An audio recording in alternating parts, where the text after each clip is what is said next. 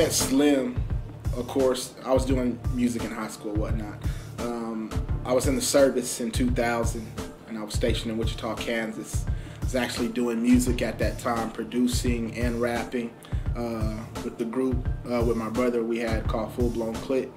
We did 4 years of that in the Midwest, and after I discharged from the service, I came back home. Of course, we all went our different ways. In 2004, I came here to West Texas, which was back home, and through the grind out there pumping CDs and whatnot, you start asking and seeing who's doing what.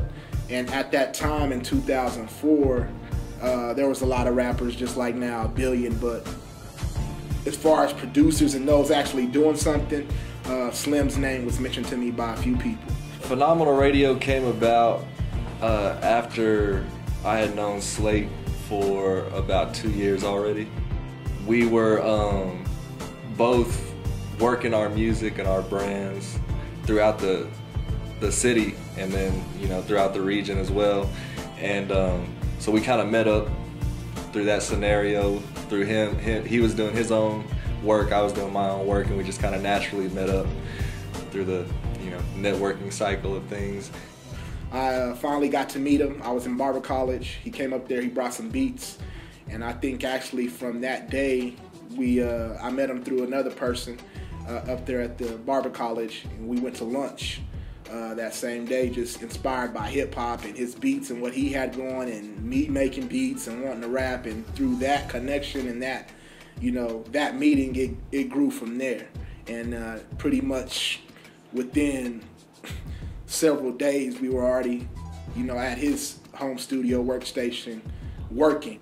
The first radio station that we were working with, I was coming back every weekend. I was trying to get my music on the air and whatnot. Another hip-hop station opened, and with that hip-hop station, we were out there grinding. They approached Slim and noticed his grind. We were a team at that time, but they approached Slim. They approached me with the idea for a local show, which I had already been trying to do at the original hip-hop station that was here. Kind of hitting a brick wall, and then when this new station came along, of course, I wanted to jump at the chance, but my plate was so full. I had, I do so many different types of businesses, and was doing a lot of them all at the same time at that time. So I couldn't do it. I just couldn't fit it in my schedule. But I told them that we still were interested. We wanted to do it, and told them to speak to Slate, see if Slate wanted to do it, if he was able to do that. They approached me. The first show was done by a DJ. Shout out to him, he know who he is. And then the rest of that is Phenom. And through that FM radio station show on that FM station, we were there approximately 2 years on air, a year and a half, 6 days a week. Our show ran on Sundays. It grew from a 1-hour show to a 2-hour show on Sundays, but we were there 6 days a week, and the local show was Phenomenal Radio, the 806 movement, Phenomenal Radio. The station actually ended up getting phased out, and so we were in Hobbs for a year, syndicated on a Hobbs, New Mexico station, and then I think it was Slate actually started working with another guy who was kind of eyeballing the online radio thing.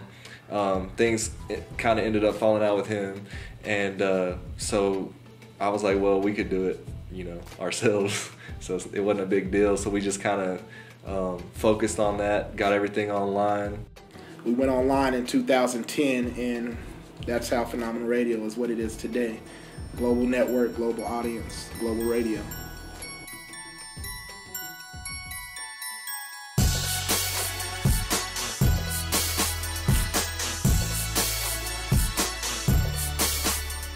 Phenomenal Radio is unique because we are a one of one. And when I say a one of one, there is no other. With the whole mission of playing independent artist music, not necessarily exclusively, but catering to independent artists versus how traditional stations, FM stations, satellite stations cater to mainstream artists. We knew there was plenty of good music out there. The problem wasn't that there wasn't enough good music. The problem was there wasn't enough open doors on radio stations for that music. We have the platform. We have radio, and we have a platform for independent artists where we take independent music freely, several different genres. People such as ourselves just now coming up, as long as their music is good, we take their music and broadcast that to the network we've built over the years, which we now have reached our millions. We're like at about 3 million is what our, we're in the millions now of our audience plus. We went through trials and tribulations as artists ourselves, and we still do. Every artist we feel like has to work to get their stuff out, because that's just the way it works. You gotta, in anything you do, you're gonna have to work it in order to get some sort of return. But when you're an independent artist looking into the major record industry, you're like an outsider. They're gonna try to keep you out as much as possible unless you have the right amount of money, or this person or that person, or you jump through these hoops. And so yeah, it just kind of grew out of that mind frame, and it was kind of always that mission. What it takes to be phenomenal is constant dedication, constant effort, commitment, and sacrifice to what it is that we're doing. That's what Phenom will be. We will be forever.